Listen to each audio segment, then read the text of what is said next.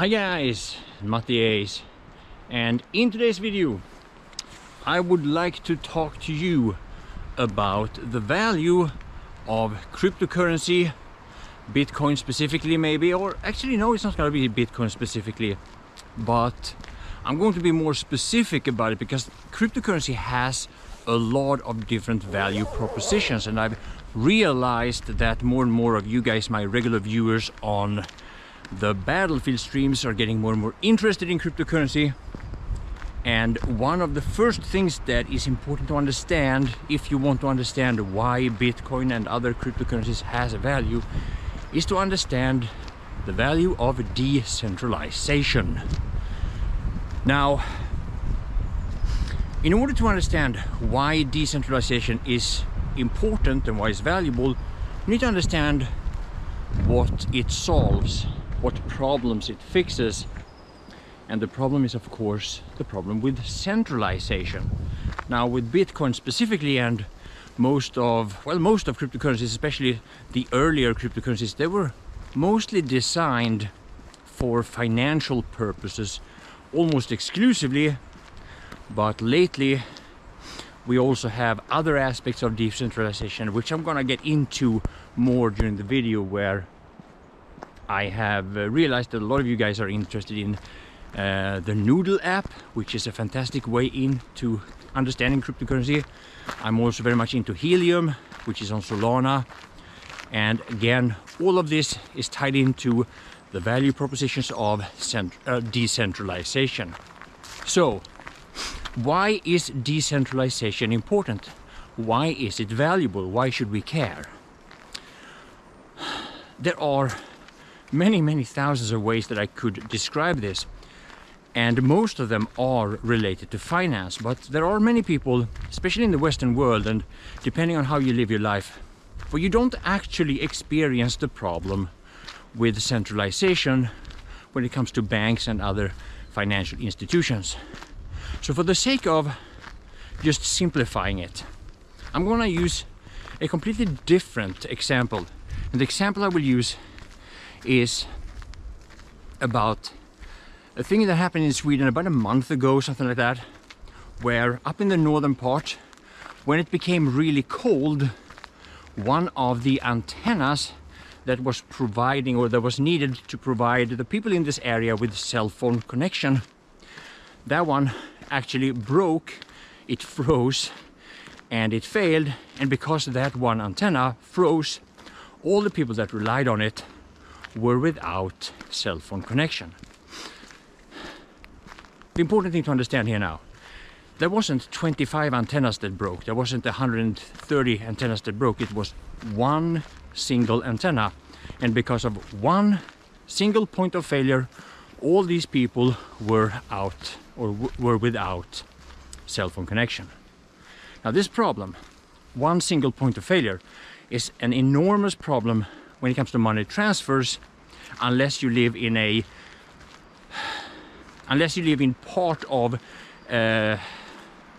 a community, or unless you move around. If you live close to your work, you stay within your country, you don't have to send money to other countries or anything like that, normally it works. But for people that live in a lot of third world countries, or especially people that move from a third world country and need to send money home to relatives from, let's say, Europe or America, they experience the problems with centralization in the financial world a lot more than we normally do here in the Western world. However, as you know, this channel is supposed to be focusing on traveling, where I mostly travel to the Philippines, and I'm hoping to do that soon again. One of the things about going to the Philippines for me is that in order to stay updated with important stuff, I'm part of a group, a Facebook group actually, called Svenskar i Filippinerna, Swedes in the Philippines. And I can't even count, or I can't even remember the amount of threads and discussions that's been on that Facebook group alone that is related to people having problems sending money back and forth having problems with banks and all that stuff, which is again a problem with centralization. One single point of failure, one bank, one financial institution is all it takes to stop an important money transaction. Your money shouldn't be a problem. You shouldn't have to ask permission to use your money. But a lot of people, and in this case a lot of Swedish people that have decided to live in the Philippines, they have, I don't even know, yeah, I lost count the amount of problems that I've seen being discussed in this Facebook group. However, back to this antenna. Now the reason why I found this failed antenna to be so interesting is because, one, I have for a long time been a miner in Helium, the Helium network, which about I don't know, maybe a year and a half ago moved to Solana. And the miners that I have that you see behind me when I'm streaming, or you see one of them, that's actually not a 5G miner, which is a very hot topic now. It's a IoT device, and I'm not going to get into the technical aspects here, but what Helium is doing is that they are providing 5G network. So far it's only in a test phase in Miami in Florida, where you can actually call your friends, family using your phone, and you are actually calling on a decentralized network called Helium, which is running on the Solana network and the Solana blockchain, I should say. And this is something that I've talked about in a previous video. Of course, a lot of people are wondering, how do I first get into cryptocurrency? How do I get my first cryptocurrency? This is actually one of the scariest thing for a lot of people. Moving money from your bank account to a cryptocurrency exchange or to their bank account and then buying a cryptocurrency. And then what you should be doing is that you should move that money out of that exchange and put it into a self-custodial wallet. But this process is very scary to a lot of people. A lot of people get nervous about it, understandably so. Now, my suggestions is, again, using the Noodle app is one way, and the Noodle network is running on Polkadot. I'm not sure if this is going to be visible here. I'm going to show you anyway. Right now I'm out here walking, actually walking around like I'm doing here. I'm probably earning twice as much as I would sitting at home. So yeah, that's a bit of an incentive to get outside. But that one is super easy to use. I mean, you're basically not supposed to do anything with it except have it as yeah, you should select that app and then just shut down the monitor or the screen on the phone.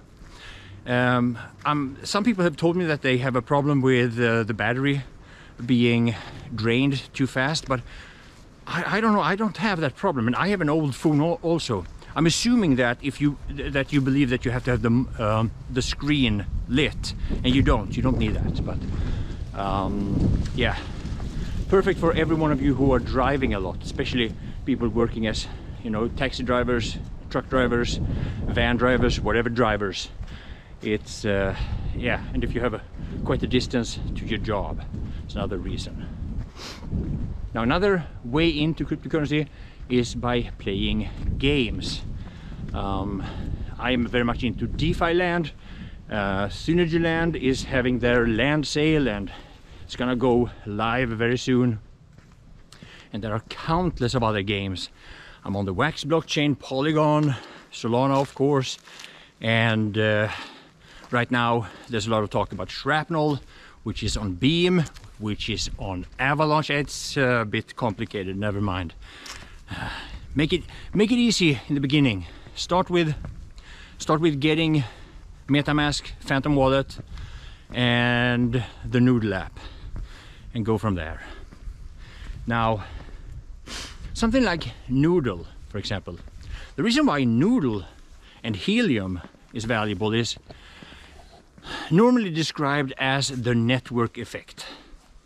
In order to use a network, in order for a decentralized network to have any value, there needs to be enough participants so that the network actually is a reliable, valuable network. Of course, this can be difficult to build up, it can be expensive to build up, but Noodle and Helium and a few other projects have actually been able to do this very, very effectively. And the incentive for us to be part of this network is that we earn a token. So yeah, Noodle is the easiest way that I know of. Helium and Hive Mapper and other they require a bit more of an investment and a bit more of a setup, but could be worth it depending on your situation, your interest. But anyway, decentralization, my friends. You should not have your money transactions denied because one entity denies you access to your own money. You should not lose your internet connection because one server fails, one line is cut, one antenna breaks. Shouldn't affect us. And this is why there are so many cryptocurrencies or cryptocurrency projects that are trying to build up decentralized networks. So yeah, hopefully this gets you an idea of the value of decentralization. And I am already almost all the way up my favorite lookout spot. Actually, you know what? I can't think of all that much more to say right now. Might be repetitive, but I will show you this lookout spot. I'm getting a little out of breath here. There's no snow anymore, but it's actually it's not that cold anymore either. So if you've been following this channel for a while, you've probably seen this. I've shown you this in a few shorts. Here we are.